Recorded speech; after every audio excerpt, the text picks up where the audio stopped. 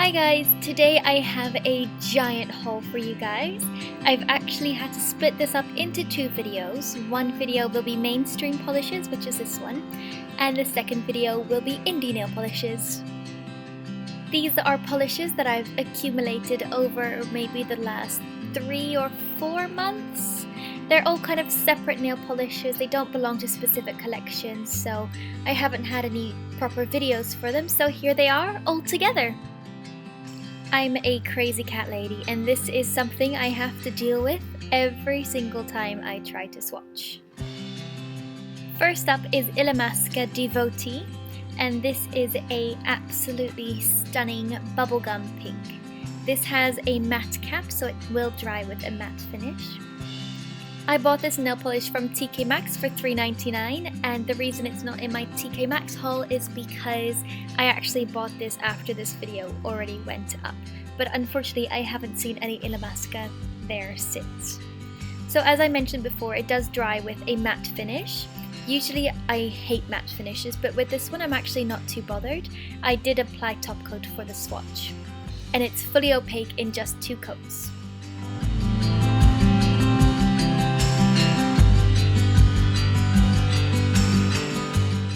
Next up is Nails Inc Expert Coral, and this comes free when you buy a Colgate Max White toothpaste in Boots. There were 4 different colours to choose from, but 3 of them were actually repeats from a couple months ago. This was the only new one. This is another stunning pink. It's slightly darker and a little bit more red toned than the previous colour. This has an incredible formula. I'm always in love with Nails Inc polishes, especially the ones that come free, because they always have such amazing formulas.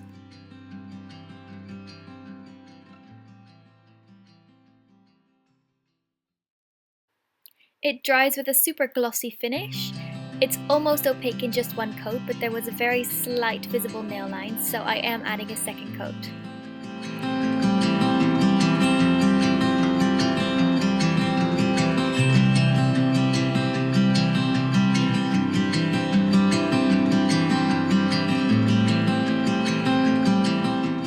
This is OPI Skull and Gloss Bones. I also bought this from TK Maxx for $3.99.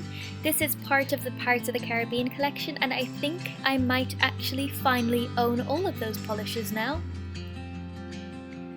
The formula is very thin and quite streaky on the first coat. It dries with a glossy finish, so there's no need to apply any top coat. The second coat definitely deepens up that grey, beigey colour, but there are still some very slight streaks, so I will be adding a third coat. The third coat again really brightens up that colour, and it is fully opaque on 3 coats. It is kind of that ugly pretty colour, so I'm not sure how much wear I would get out of this, but I think it would be great for the autumn and winter time.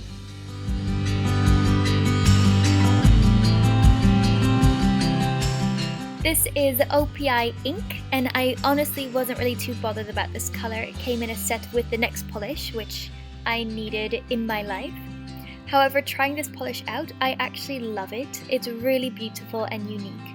It is quite a sheer, dark jelly base with lots of purple shimmery flecks in there. In the bottle it looks a little bit duochrome where the edges are a little bit more golden, but I didn't really see that on my nail. The second coat really deepens up that colour, and it also intensifies the purple flecks. I used 2 coats for the swatch.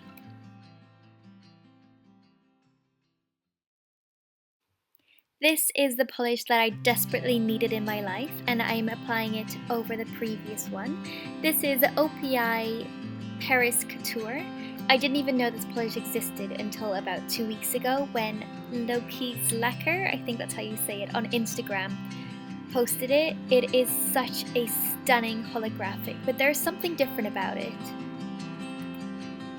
The glitters are a little bit more of a shredded kind of glitter, but they're still very fine, and it dries with a smooth finish. I applied 2 coats for the swatch.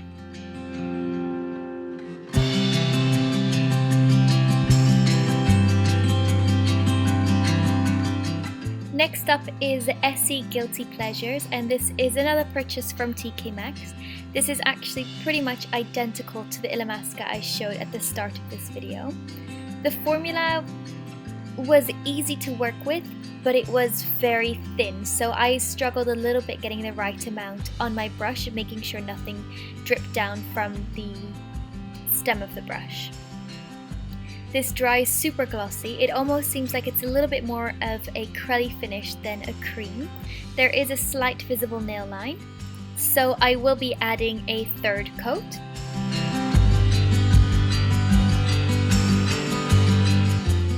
The third coat completely covers up the nail line, and again it just has this incredible gloss to it when it dries. It looks like it's still wet, but it's definitely dry.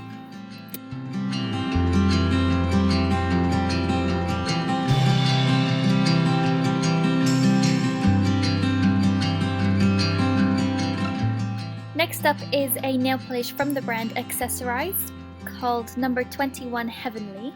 I didn't even know Accessorise did nail polishes, so I was very excited to try them out. Their bottles look really nice and unique. However, I wasn't really a fan. As you can see on the first coat, it's very streaky and it's definitely on the sheer side.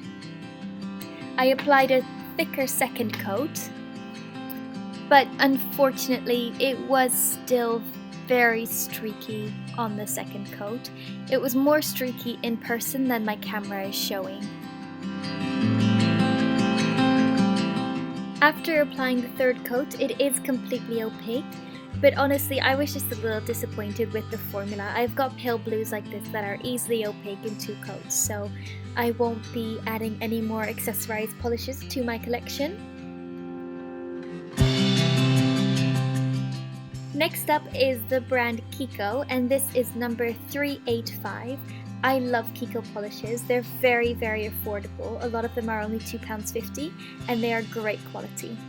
This is very similar to Pacific Blue. I don't have the original to compare it to, but from pictures this looks identical. The formula is amazing. It's almost opaque in just the first coat. I did do a thinner coat on my ring finger, so you do still see a slight visible nail line, but 2 coats completely covers everything up, and it dries to a beautiful glossy finish.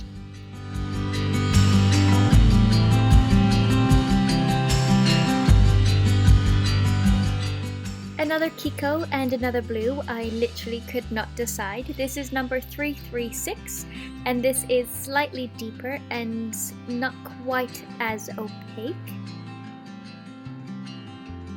This is a stunning color. This and the previous one. I've just been obsessed with both of these colors.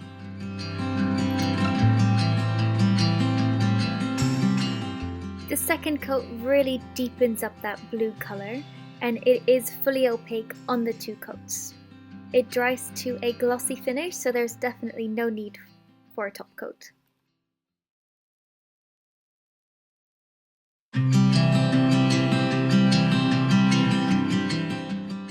And the third Kiko polish is number 255, and this is a deep, dark, plum, purple jelly base with a bunch of silver holographic glitter to really give it that scattered holographic effect.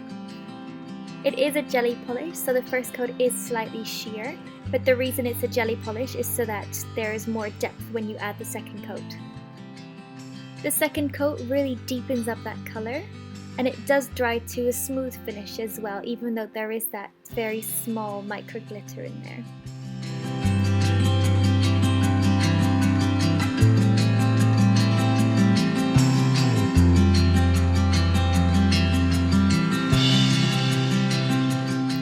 The last polish from this haul is Model's Own Bubblegum, and this is from their, I think it's called the Iced Neon line.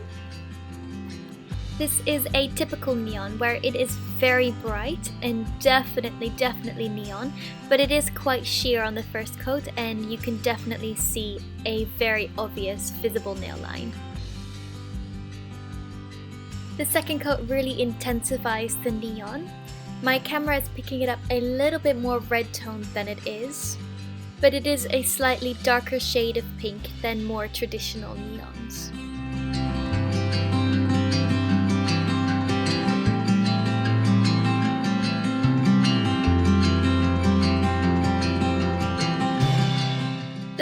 coat completely covers up the nail line and it is fully opaque on 3 coats.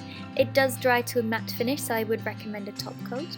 You could apply this over a white base to really intensify that colour, but I quite like the shade it comes out with at 3 coats on its own.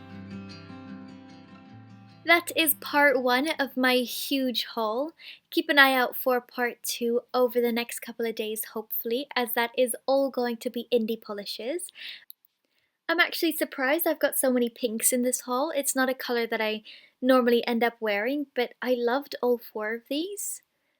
I hope you enjoyed this video, and if you have any recommendations of nail polishes that I should be buying, let me know in the comments down below and I will definitely check them out. Thanks for watching!